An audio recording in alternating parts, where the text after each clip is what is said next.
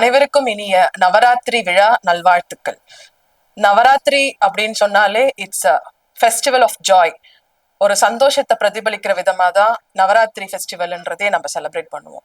இது மதத்தை, ஜாதி, மதம் எல்லாத்தையும் கடந்த ஒரு நிகழ்வா தான் இந்த விழாவை நம்ம வந்து பார்க்கணும். பிகாஸ் இப்போ நவராத்திரின்றது வந்து இப்போ நம்ம வீட்டுகள்ல கொண்டாடுறதுன்னு தாண்டி அலுவலகங்கள்ல, கல்வி இடத்துல, ஆபீஸ்ல, அப்புறமா நிறைய பேர் வீட்டுங்கள்ல, இதுல எல்லாத்துலயுமே வந்து இப்ப நவராத்திரி விழாவை வந்து செலிப்ரேட் பண்றாங்க. சோ அப்படி இருக்கிறச்ச இந்து மதத்தினர், இஸ்லாமியர், கிறிஸ்துவர் அப்படின்ற மாதிரி எல்லாருமே செலிப்ரேட் பண்ற ஒரு ஃபெஸ்டிவலா வந்து நவராத்திரி வந்து அமைஞ்சிடுச்சு. நவராத்திரி எதுக்காக செலிப்ரேட் பண்றாங்கன்னா, இது வந்து ஒரு பெண்மையை போற்றுகின்ற ஒரு விதமாக, அது மட்டும் இல்லாம ஒரு பெண்ணோட வீரத்தை பிரதிபலிக்கிற விதமா தான் இந்த நவராத்திரி விழான்றது செலிப்ரேட் பண்ணிட்டு இருக்கோம். அதாவது 9 நாட்கள்னா ஆடவருக்கு ஓரிரவு சிவராத்திரி, ஆனால் பெண்களுக்கோ 9 நாள் நவராத்திரி. அந்த வகையில 9 நாளுமே பெண் அவங்கள போற்றும் விதமா தான் இந்த நவராத்திரியை நம்ம வந்து செலிப்ரேட் பண்ணிட்டு இருக்கோம். இப்போ 9 நாளுமே வந்து பெண் தெய்வங்களுக்கு பத்தின ஒரு திருவிழாவா தான் நம்ம வந்து இந்த நவராத்திரியை செலிப்ரேட் பண்ணிட்டு இருக்கோம். புரட்டாதி மாதத்துல வர அமாவாசைக்கு அடுத்த 9 நாள்ல வந்து நவராத்திரி விழாவை செலிப்ரேட் பண்றோம். அதாவது ஃபர்ஸ்ட் 3 டே வந்து பாத்தீங்கன்னா வீரத்தை போற்றுகின்ற வகையில வந்து துர்க்கை தேவியை வந்து நம்ம வந்து செலிப்ரேட் பண்றோம். 3 நாட்கள் வந்து துர்க்கைக்கு வழிபாடு பண்றோம். அடுத்த 3 நாட்கள் செல்வத்தை செழிக்கும் லக்ஷ்மி தேவியை வந்து நம்ம செலிப்ரேட் பண்றோம்.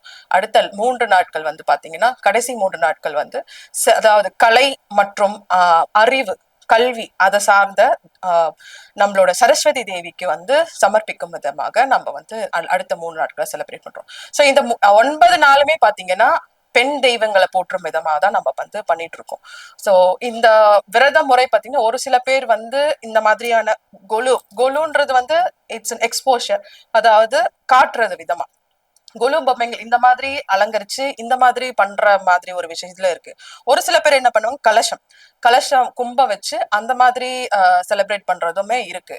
பட் ரெண்டுமே சேர்ந்து பண்றது வந்து பாத்தீங்கன்னா இந்த மாதிரி கொலு படிகளை அடி வச்சு ஒரு ஒரு படிக்கு ஒரு ஒரு இது சொல்லுவாங்க. 3ல இருந்து ஸ்டார்ட் பண்ணி 3 படிகள்ல 5 படிகள், 7 படிகள், 9, 11 படிகள் வரைக்கும் அவங்களோட வீட்டு இதை பொறுத்து வச்சு செஞ்சது உண்டு. நான் வந்து பாத்தீங்கன்னா இந்த டைம் 5 படிகளை வச்சு 5 படிகள்லயுமே ஃபர்ஸ்ட் வந்து நம்மளோட அன்றாட வாழ்க்கையில தவிர்த்தது, நம்மளோட சந்தோஷத்துல இருந்து ஸ்டார்ட் பண்றேன். கல்யாணம் சுபத காரியம் அது ஸ்டார்ட் ஆகி அடுத்து நம்மளோட தெய்வங்களை வழிபடுறது மாதிரி ஃபர்ஸ்ட் வந்து நம்மளோட லக்ஷ்மி தேவியை வச்சு நம்ம இந்த ஃபெஸ்டிவலை ஸ்டார்ட் பண்றோம்.